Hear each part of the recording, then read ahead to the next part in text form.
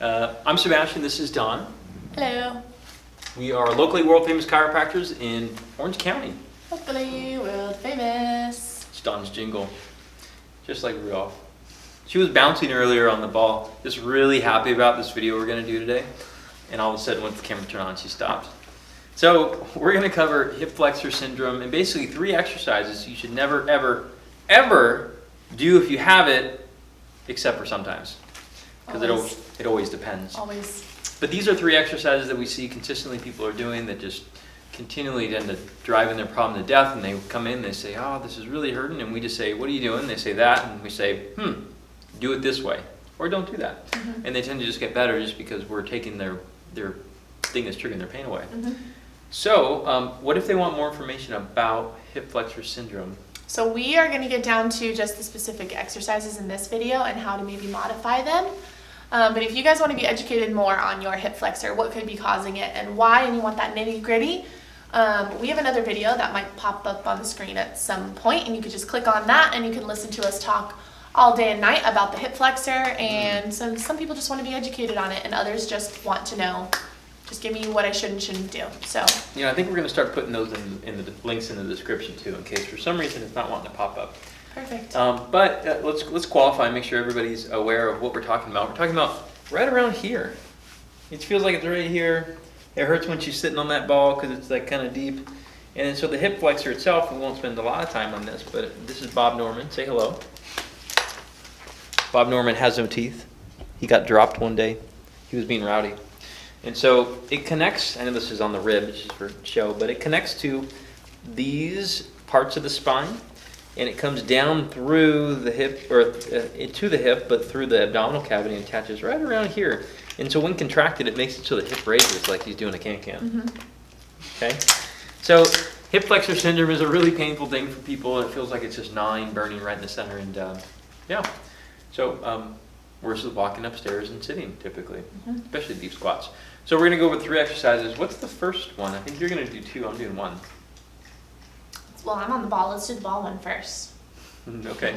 So I wanted to bring this one up because I actually did this exercise the other day and it really hurt my hip flexors. So I feel like a lot of people might be doing these at the gyms that they're going to, or they just see them online and they want to try it out because it's really cool looking.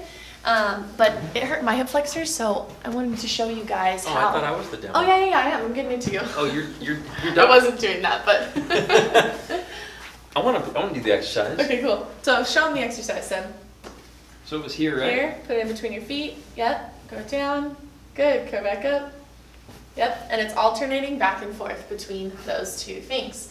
So you may not feel hip flexors all that much while you're doing it. You may feel core, but you may feel both as well. The point of this is to get the core going while going through arm and leg movement. Actually, I feel right there. You feel it kind of pinchy in there? Yeah. Yeah, and so I was actually really sore in the hip flexors for the next 2 days after this. Especially the further I go down.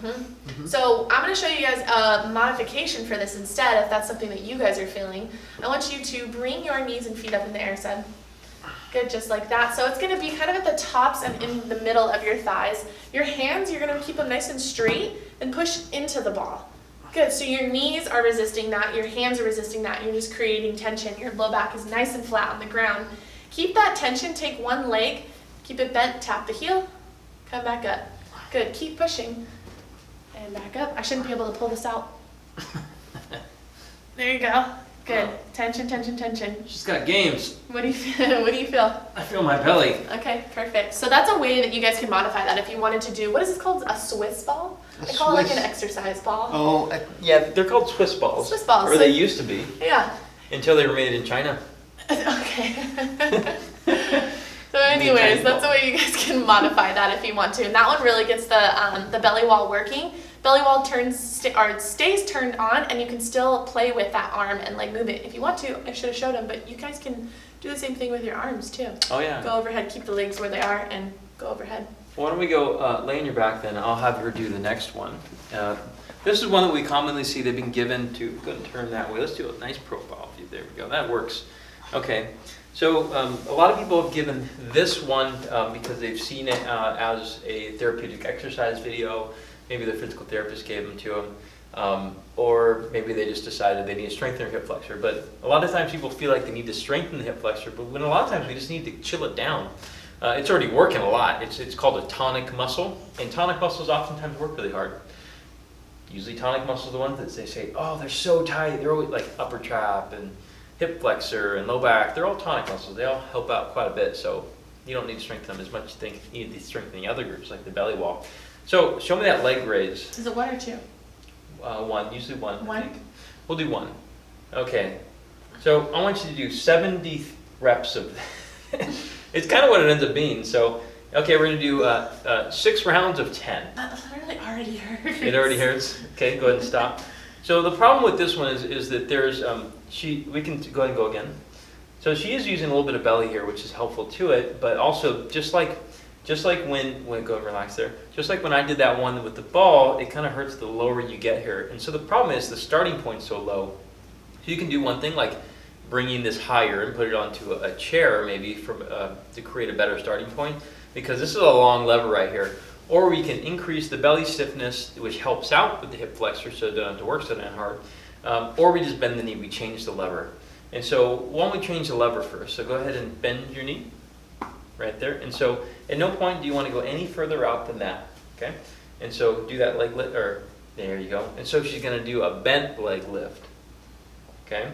And so this is, obviously it seems a lot easier, but at the same time, none of these exercises, corrective or not, should hurt the area of concern. Mm-hmm. It should just be effortful. Now if we want to turn up the volume on her a little bit, it's going to do kind of a variation of what she did to me. So go ahead and, let's place hands behind the head this time. Don't use your hands to pull, just support the head. Okay.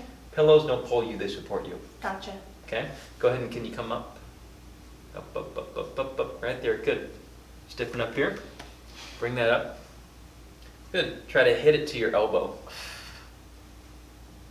Good. Now there's a bunch of eggs on the ground here. Don't crack them, but touch them. There you go. And so she's going through more range with the hip, which is a great thing for people with hip flexor syndrome. But she's also getting the belly to help out, which is the critical part in this. A lot of times people just lose tension through the exercise.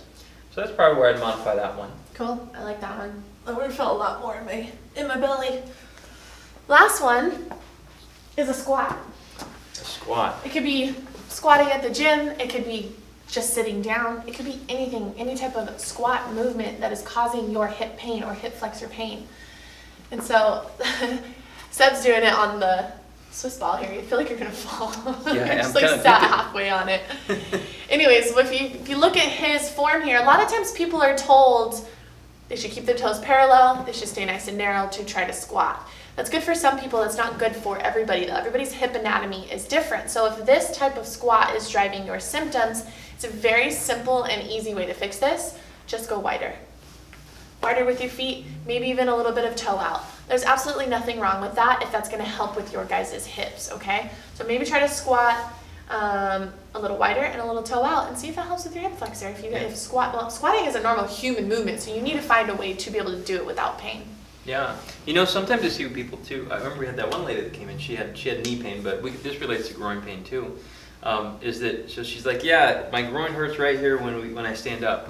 And so she came out of a chair and she's like, Ooh. Just that one side? yeah, it was the one. It was the one side. So we put a band around her knees and then just said keep the band out, and so she up and down like a piston. She was okay. Mm-hmm. Over the course of time, she got stronger and she was able to do it. But that test with the hip flexor. You make me laugh. Show me a Fadirs and that kind of stuff. Oh, okay. Yeah, because So when we test hip flexor or hip issues, we go this way with it. So I don't really know if they can tell what I'm doing. Yeah, But this is a neutral position. I'm bringing the knee more towards the midline of the body and the ankle outward. And it causes a pinchy feeling most of the times for some people. Yeah, and so that's basically the mechanics of what happened in that squat, right? So, granted, could that be hip flexor? Could it be hip impingement? Yeah, yes. But you can get rid of the symptoms by changing the movements, right? Absolutely. So, but yeah, if you're looking for more information about what hip flexor syndrome is, again, we have a video that should pop up. If it doesn't, then go in the description. It's not too far down. Just scroll. Everyone's good at scrolling. There's going to be a description down there, or a link down there, and just go to it. And we're going to fully explain in detail what you need to know about hip flexor syndrome, things that you maybe have tried, haven't tried, options of treatments that you never would have thought of. Okay, and so hope we're going to try to make a really good one for you there. But if you're looking for what to do right now, and some of these exercises work for you, what do they do? What do they do?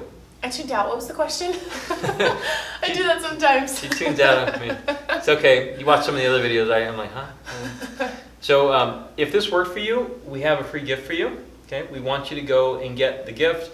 Okay, we're calling it a gift because it changes.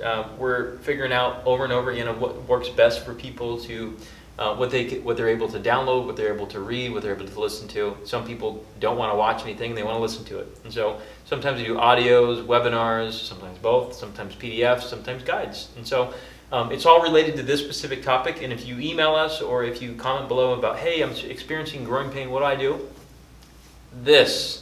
Whatever pops up in the corner, hit that button, or go down to the bottom, scroll, and get the free gift we have for you because we've spent a lot of time putting them together. And if this worked for you, that's probably going to be a really good second step. Awesome.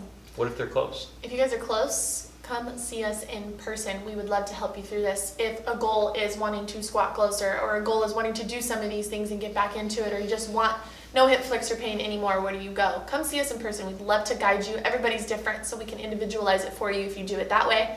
If seeing us in person is not an option for you, whether it be your location or just still quarantining at this time, whatever time it may be that you're watching this video, we have virtual options for you. So virtual options, hop on a video chat with us, discuss what's going on, what your goals are, and we can help guide you through that virtually. We're very confident, have tons of people we're seeing virtually right now, and it's working out really, really well. So, yeah. Yeah. I mean, I don't know what you said, but yeah. So he tunes out too. Yes. But yeah, subscribe, like, and share. We'd love to help you guys out. All you have to do is start the conversation with us. We're here when you need us.